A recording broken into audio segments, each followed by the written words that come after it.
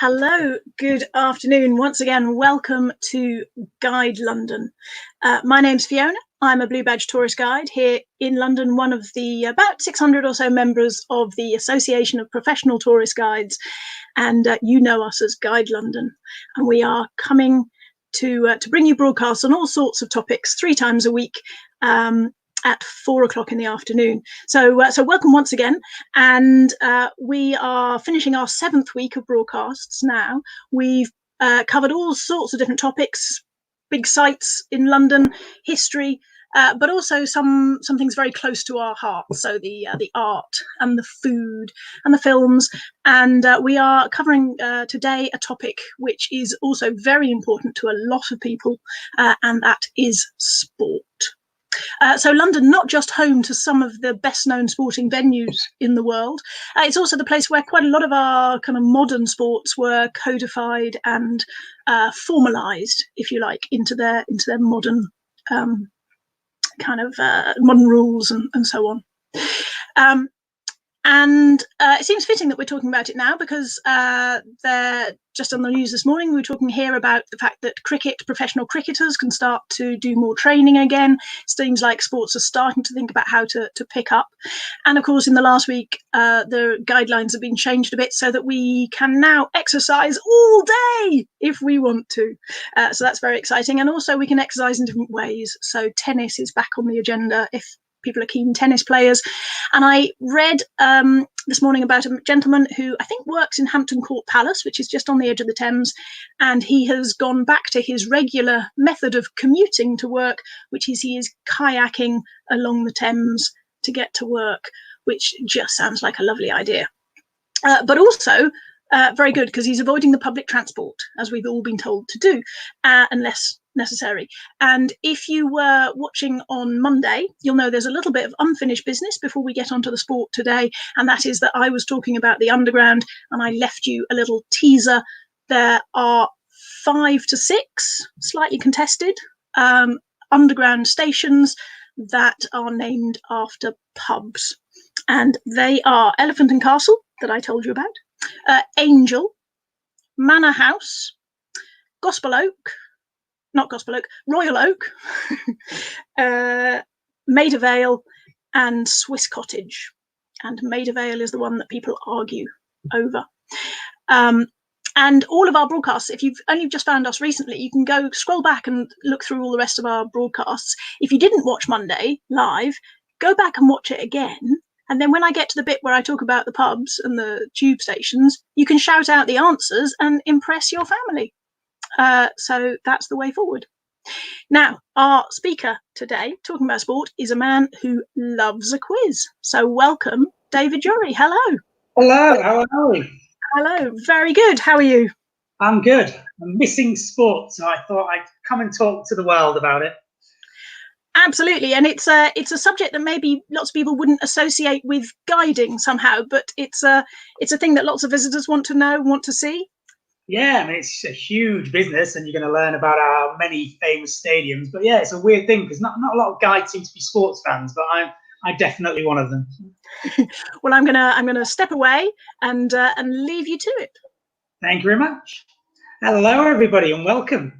So I'm going to talk about 6 main sites or venues today, which hopefully we can now see on the screen. So starting from the top left, we're going to talk about Wembley, the National Soccer Stadium. When we talk about football, we mean soccer. The second one is rugby, which is a bit like American football, but no pads or helmets. Then we've got cricket, which is kind of a really weird version of baseball, if you like. Then the bottom one, the Dome, that's a bit of a multi-purpose arena. So we'll learn about that a little bit later.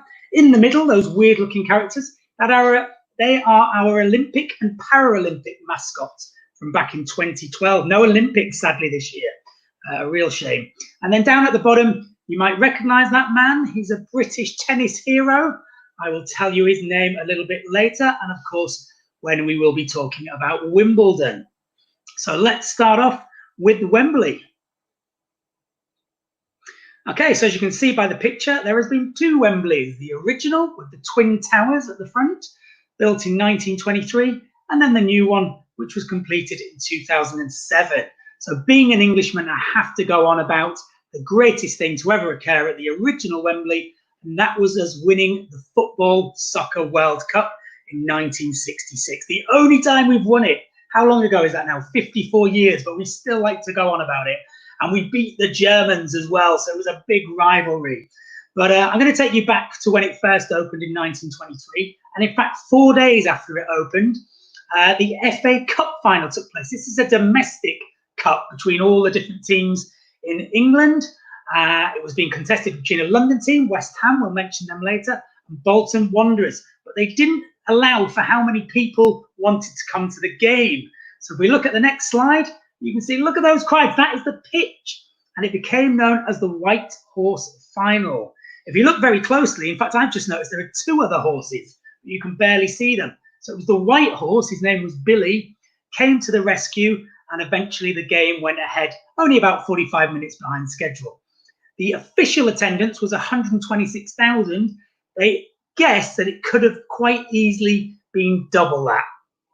So Wembley is very central to our domestic competitions. It has held the European Championship, the European Cup 5 times. It's where we have our promotions and our relegations as well.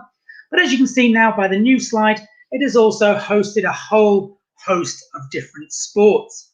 So for the petrol heads in top left and bottom right, we have speedway, maybe a bit like dirt biking or motocross. And the bottom right is something they called Race of Champions, all the different people from different elements of motorsports driving the same cars. In the middle, I'm going to talk much more about the Olympics later, but that is the Olympics from 1948. London holds the privilege, the honour of having been the only city to have hosted the Olympics 3 times. Paris is due to catch us up soon. So the first time was 1908, 2012 I'm going to talk about later, but this is 1948.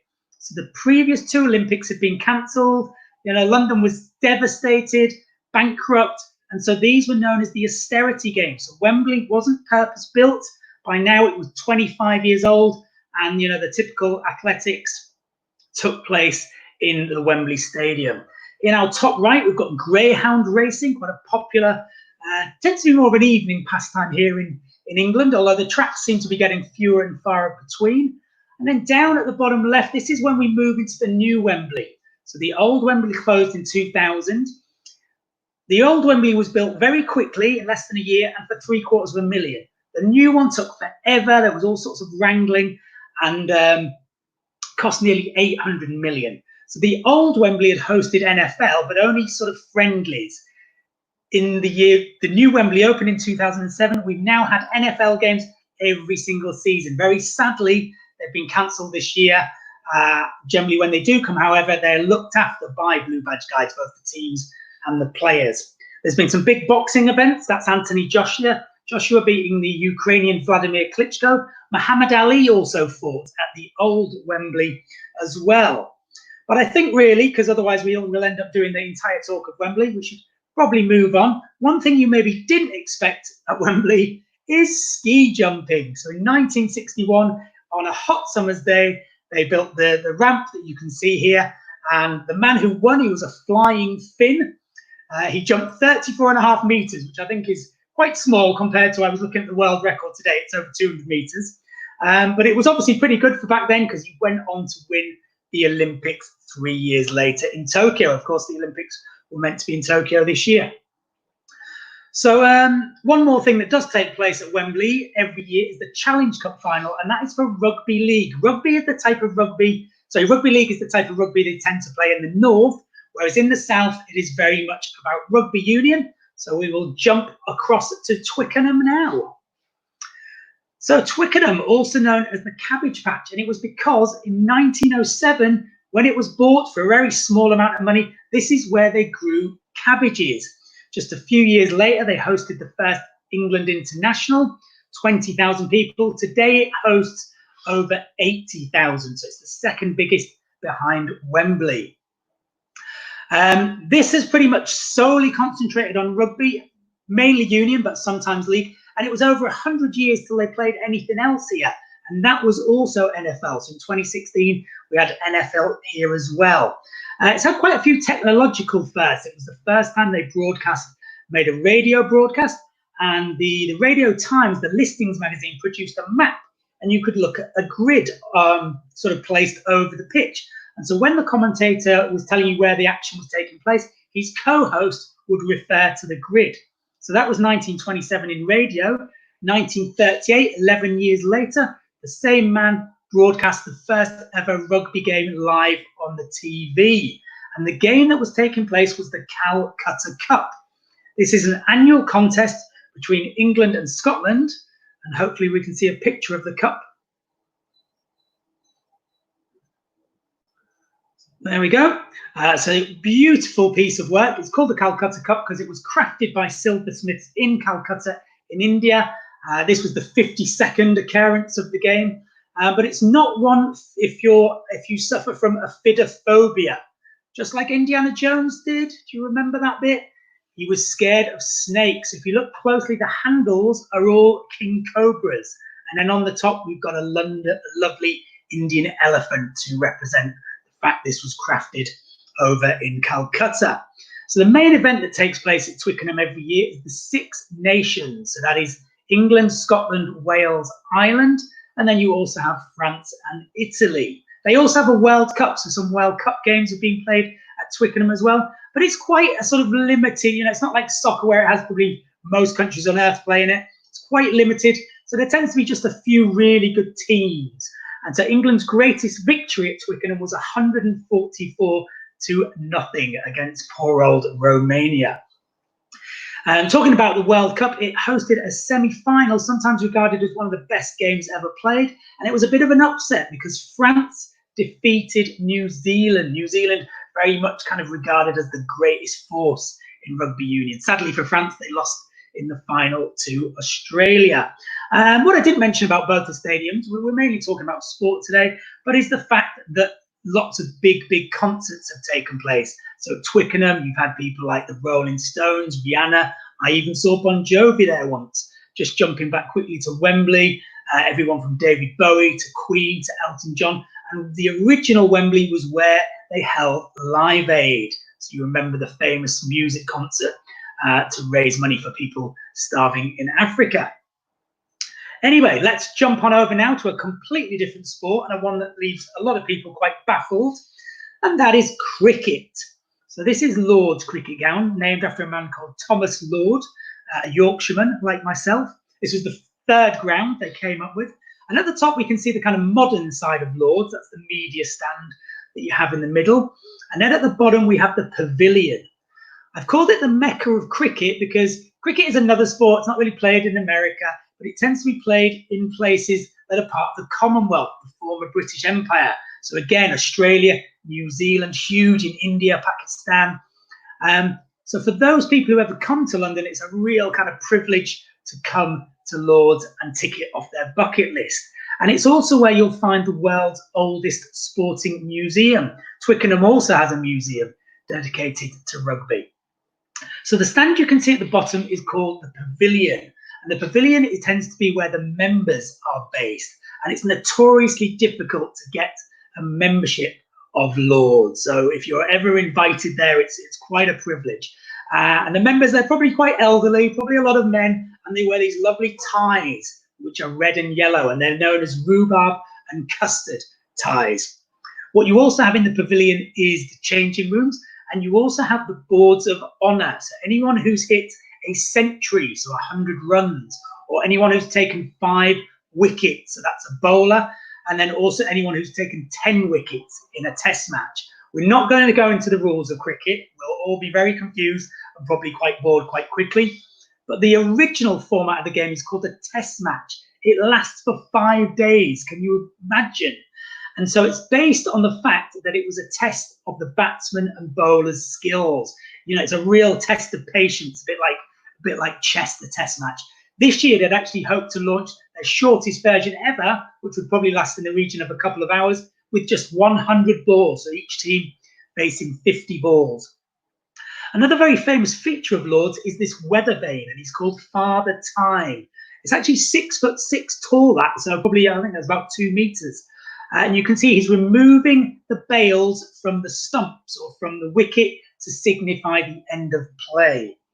The man on the right-hand side is a man who holds many records at Lords. He's called Graham Gooch. He scored the most number of runs at Lords, over 2,000. The most number of centuries was 6, but probably his greatest achievement, and a long way above anybody else, is his lovely score of 333 at Lords. So pretty impressive stuff. And just before we leave Lords, we will jump back to those London Olympics and a sport that has probably only taken place once, as far as I know, at Lords, and that was archery. So we'll talk about the Olympic Park, where we have the Olympic Stadium a little bit later. But yeah, for whatever reason, archery was held at Lords. We're going to go over to another Olympic venue now. You'll notice it's called the O2 Arena. O2 is a mobile phone, a cell phone company that sponsors it. But during the Olympics, O2 was not an Olympic sponsor, so the arena had to change its name to the North Greenwich Arena. And that leads me to its location, which is Greenwich. Some of you may have heard of it. And it's where we set our clocks to the prime meridian, Greenwich Mean Time. And the architect of this building, a very famous man called Richard Rogers, took that into account. So if you go from one side of the dome to the other, it is 365 meters. You don't need to know in feet, because the significance is the fact that it's probably about 1,100 feet, but the significance is the same number of meters as days in the year. You probably can't see them all, but the masts, there are 12, so representing the 12 hours a day or the 12 months of the year. So from above, it almost looks a bit like a clock. But let's take a look inside. So originally when it opened, it was called the Millennium Dome. It opened back in 2000. It had an exhibition which was a bit of a flop. And, it was like, why did we spend all this money on this project? But a few years later, it revolutionized. It's probably even more famous as a concert arena. And in fact, several times it's been voted the best international arena and has actually sold the most tickets and created the most revenue. But let's look at the sports that have taken place there. So since 2011, this year it actually moved to Paris, we had an NBA game, and again, a regular part of the season. Not sure why, they only did it once. I think they played 2 games. It was, I think the Kings against the Ducks, if memory serves me correctly. They played an NHL game. I think that was the 2006 season. So you can see the ice and the cage there. Down in the bottom left corner, you've got this lovely pink, and this was known as London Pink, which was very much a feature of all the logos and the venues for the Olympics. And that's when this venue is where they had the traditional. I always get the two mixed up. I want to say, one's artistic, one's rhythmic. It always escapes me. But that was where the more traditional was, the vault, the floor, all those kind of things were here at the O2. They also had the World Championships for the gymnastics as well. And then in the bottom corner, again, it was due to be the last year this year, so it's a real shame that we might lose it. And that was the ATP tennis event that takes place in November. And it's basically the 8 guys that are the highest in the male rankings in tennis. So that was a great event later in the year. A couple of other more sort of niche sports, if you like, although hugely popular. UFC, the Ultimate Fighting Championships. Mixed martial arts has been held here 5 times. And then they've also even had polo with the horses and everything, Gaucho International Polo. As I say, this is more famous as a music venue. And again, every big name you can possibly imagine has played here, from Britney Spears to, I don't know, everyone you can possibly think of. It hosts between 15 to 20,000, depending on the layout of the arena. And in fact, they've even had some really big comedy events. Chris Rock actually unofficially broke the biggest comedy audience when he played here. Jerry Seinfeld was another one. And Monty Python, some of you might remember the famous Monty Python's Flying Circus. They did a comeback tour, and it was just intended to be one night. But that one night sold out in 43 seconds, so they very quickly added another 9, leaving a lot of very happy Monty Python fans, I imagine. Okay, let's jump off over to a stadium that you may not recognise at first. So the London Stadium. And who I hear you cry are West Ham United. A lot of us say that as well. I'm being a bit cruel. They are an English Premiership football team, a soccer team, but they're languishing right down the bottom of the league. So it will be interesting to see how they decide to conclude the season. There was a lot of legal wranglings in terms of them getting this stadium, because And this is sure how many of you around the world, billions were said to have tuned into that, may recognize it. So if you look at the next slide, it was the Olympic Stadium. You might notice a few subtle differences. So the lighting towers have all come down. One of the legacies when they built the Olympic Stadium was that it would still host athletics. When they turned it into a football stadium, they built retractable seating. But this is a picture from the opening ceremony of the Olympics. So there were 4 ceremonies, so opening, closing for Olympics, and then likewise for the Paralympics. But because this was the one that kicked it off, they kind of threw the most money at that. And I think it was generally pretty much well received. And in fact, I've got it on DVD. Maybe it might prove a night of lockdown watching sometime. So some of the things you might remember if you did see it, there was the famous scene with the Queen parachuting into the stadium with James Bond. You had Mr. Speen playing along with the London Symphony Orchestra. You had lots and lots of Mary Poppins flying into the stadium. And one thing very topical at the minute, we paid tribute to the NHS, the National Health Service. I believe they're the biggest employer in Europe and about 4th biggest employer in the world, and of course massively under strain now with the coronavirus. Here in England, every Thursday night at 8 p.m. we clap for our carers. We pay tribute to these wonderful people putting their lives at risk to help others. Anyway, let's get back to the sport. And one of the famous nights for Great Britain became known as Super Saturday. And these 3 British athletes all won gold medals. The man on the left, probably the least known, he's called Greg Rutherford, and this was probably the pinnacle of his career. He won the long jump gold medal. Later went on to do quite well in Strictly Come Dancing, which is like Dancing with the Stars in America. Jessica Ennis in the middle, she won not only the long jump, but 6 other events in what is known as the heptathlon. And she became a dame eventually as well, which is the equivalent of a sir. One thing that really makes me think she's superhuman as well is the fact she won the World Championships in 2015, just over a year after she had her first child. Incredible. And then on the right, I think undoubtedly our greatest ever long distance runner, this is Sir Mo Farah. So he won 2 gold medals in the 5 and the 10,000 meters, repeated that feat in Rio 4 years later. And then 2 years after Rio, he won the Chicago Marathon, one of the big world marathons. So a great night for Great Britain. It was followed by Super Sunday when Usain Bolt stole the show, the amazing Jamaican sprinter who still holds the world record for definitely the 100 and I think the 200 as well still today. One sport possibly you may not have expected to take place, and this wasn't during the Olympics, this was just last year. I will explain the title. I'm being sarcastic because we used to play, well, even grown-ups sometimes play it, but more at school, something called rounders, which was basically like a very tiny baseball bat. You'd hold it with one hand, you'd play it in the park, it would be very informal, and you'd normally play with a tennis ball. But yes, this is of course baseball, a baseball diamond that you can see. And last year we welcomed for the first ever time in Europe, the name of the league is completely Major League Baseball, MLB, wouldn't come to me there. And we went big because we invited the Yankees and the Red Sox, but of course this is a football stadium, so it's not designed for baseball, but it was a bit of a bonus for the fans because the end score of the first game was 17-13 to the Yankees. So lots and lots, big score, almost more like a football score. And we love sport in this country. So in case you think, well, why on earth would English people go and watch baseball? There were 2 games. They sold 120,000 tickets, and I believe it was it was in less than an hour. Insane. I actually had tickets for the game this year, which sadly has been cancelled.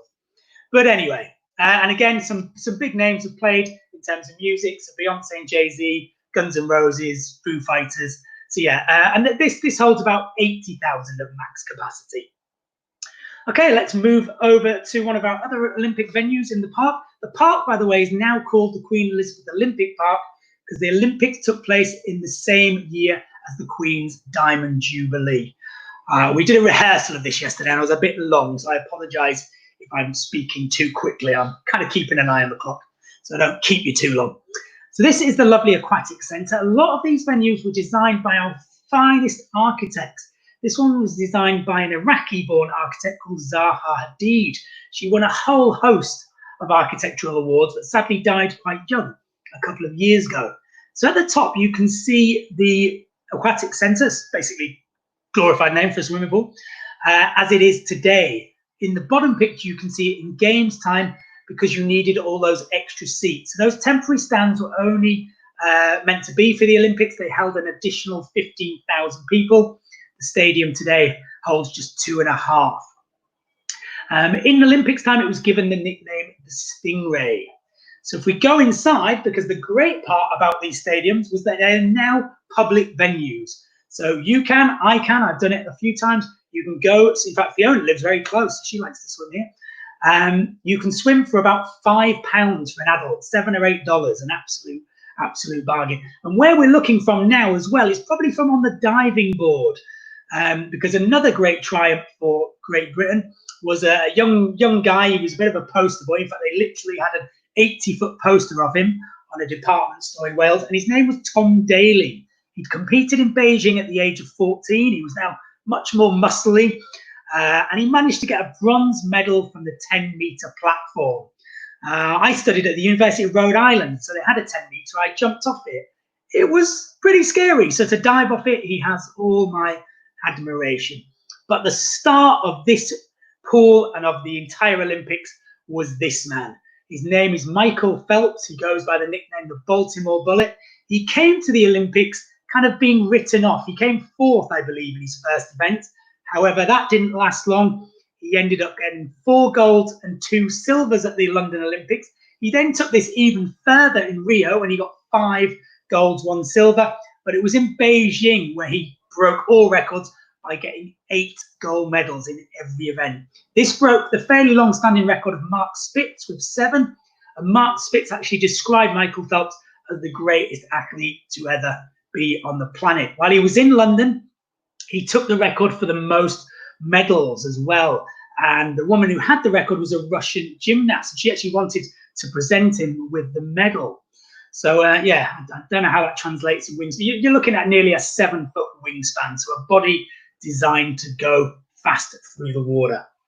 Anyway, let's leave the water and head back on dry land, or onto 2 wheels at least. And this is probably one of my favourite arenas in terms of looks. It is the beautiful velodrome. It got the nickname of Pringle. One of the reasons London won the Olympics was it had a very green, a very environmental bid. So what all these venues looked to do was to be very energy efficient. So if you can see below the wood, that is all glass. So that helped a lot of, it's 360 degrees, a lot of natural light. I know you're going to say it's always cloudy in London, but it's not true. We had great weather for the Olympics. And then on the roof, it's got lots of glass panels as well. So here you can see inside. And the arena, it was the first one completed in the Olympic Park. And we didn't have any of this last minute business. It was completed almost 18 months in advance of the Olympics. We held over 40 test events. And this venue was opened by Chris Hoy and Victoria Pendleton, who would both go on to win golds at the London Olympics. There is Chris Hoy on the left-hand side, and you can see why he's pretty good at cycling. And in fact, he's now, along with another cyclist, Britain's greatest, or has the most gold medals of any British athletes. We have 6 golds and 1 silver. I must mention the guy he shared the record with, Jason Kenny. In fact, Chris Hoy is retired, so Jason Kenny could steal his record if the Olympics go ahead next year. But what I want to point out to you, if you're not familiar with a velodrome, is that, again, a bit like diving off the 10-meter board, it's pretty terrifying because look at the incline on the banks. Chris Hoy was actually involved in designing this venue, and he told the designers to put seats around the bank so that essentially the riders had a 360-degree wave of sound. So that incline you can see is 42 degrees. When you get up to the top, you're essentially kind of parallel to the floor. So it's all to do with the science. And even more terrifying is that if you stop pedaling, you fall off, because that effectively is your brake. So yeah, if you've ever seen any tumbles in cycling, it's pretty scary. Those guys, you know, they'll get up to 30, 40 miles an hour when they're going for it. And just one more thing to say about the Olympic velodrome is it actually sits among the 4 cycling disciplines, which I believe is the only place in the world to boast this. So you have not only the track cycling, they built a road track after the Olympics, as well as some mountain bike, some paths, and then also the BMX track is there as well. And if you think cycling can get messy, BMX is crazy.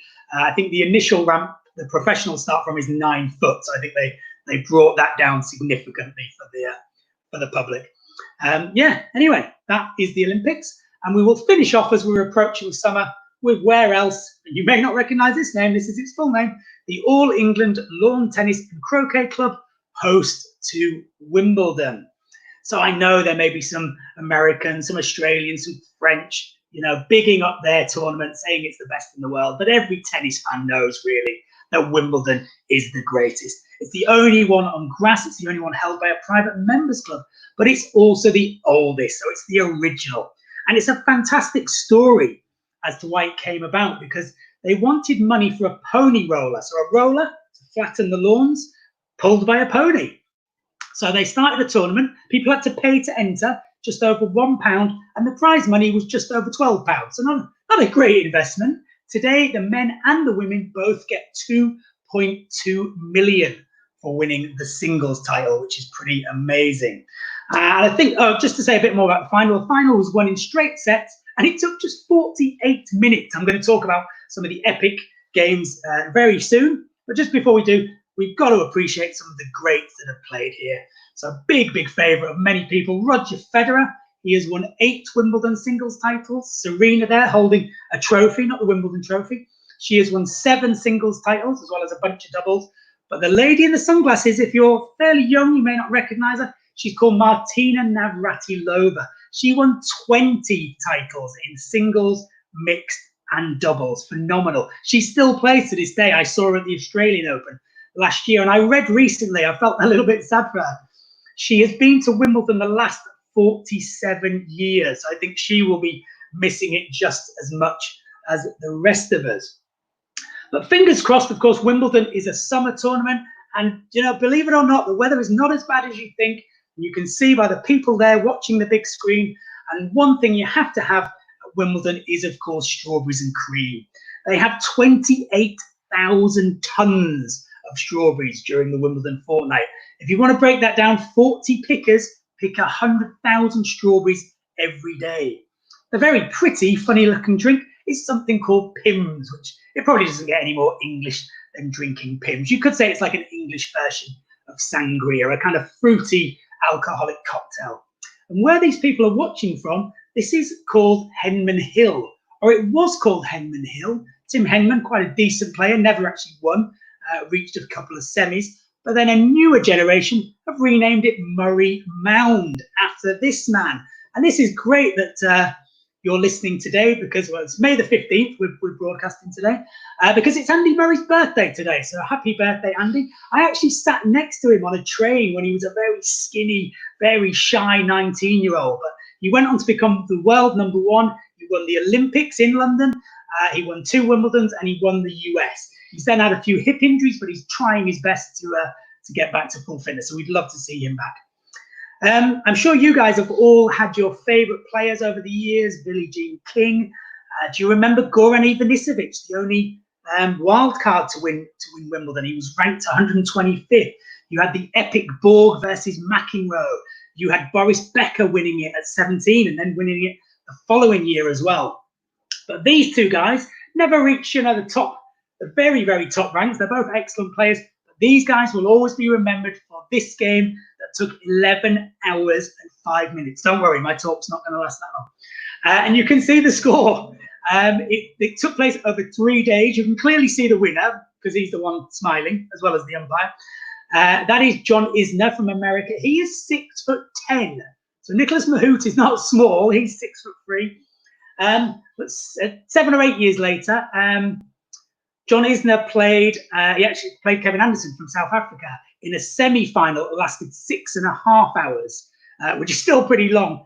He ended up losing that one, sadly. I think it was 26-24. But as of last year, they've now changed the rules. And John Isner said they should call it the Isner Law, which I think he's got a fair point, given he played in two of them. So now it will only go to 12-12, and then it will go to a tie break. And just one last fact, I think, to finish off with. Obviously, those guys must have used a heck of a lot of balls because they change the balls every 7 games. And in fact, during the Wimbledon fortnight, they use over 50,000 balls during the tournament. And then what's really nice is, because of course they're barely being used, so they're perfectly good for your average club player. They are then sold off to raise money for charity.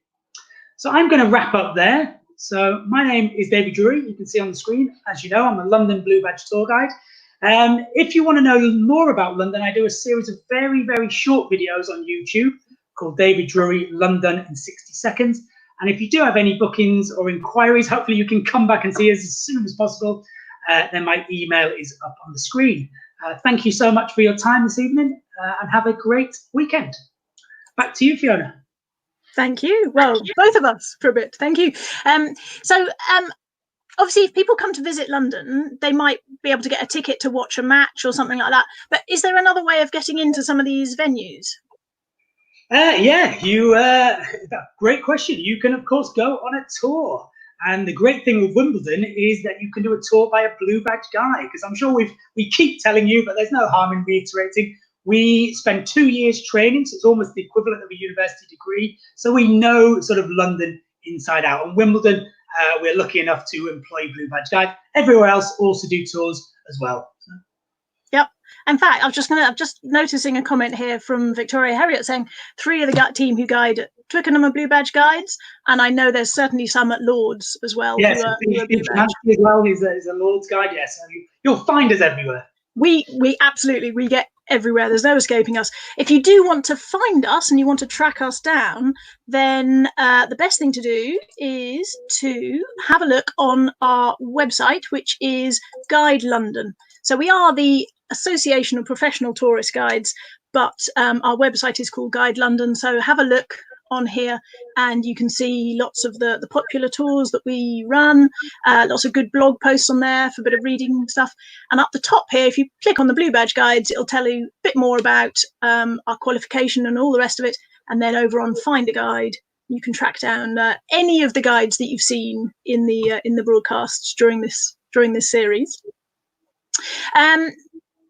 Quite a lot of comments, lots of people commenting on various people they've seen in some of these venues. So Tim Minchin, possibly Bette Midler was seen performing in one of the venues. I'm not sure which one.